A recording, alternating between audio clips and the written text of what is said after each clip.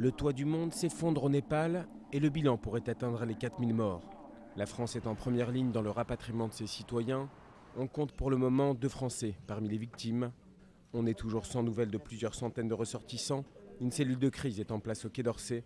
7000 appels ont jusqu'à présent été recensés. Nous avons pu localiser 1400 Français sains et saufs.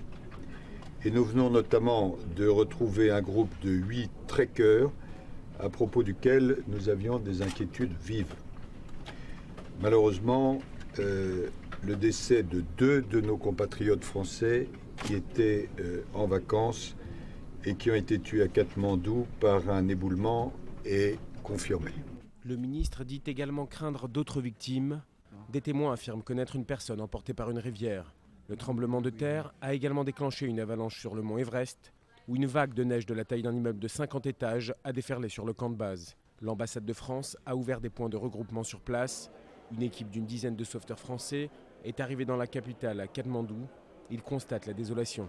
En fait, on est là avec les chiens pour tout simplement aller rechercher des personnes qui sont encore ensevelies sous les décombres. Il serait encore des centaines à être ensevelis, dont de nombreux enfants. L'aide internationale met du temps à arriver en raison des difficultés d'accès aux zones sinistrées et l'espoir de retrouver des survivants diminue à chaque heure. Ce tremblement de terre était redouté de longue date mais n'avait pas été préparé. D'une magnitude de 7,8, il est le plus meurtrier que le Népal a connu depuis 80 ans. À l'époque, 3 grandes villes de la vallée avaient été largement détruites, causant près de 20 000 morts. Un scénario catastrophe qui peut se reproduire. Les experts s'attendent à un séisme géant dans les années à venir. Une menace qui vaut pour toute la bordure sud de l'Himalaya, Inde et Bangladesh compris.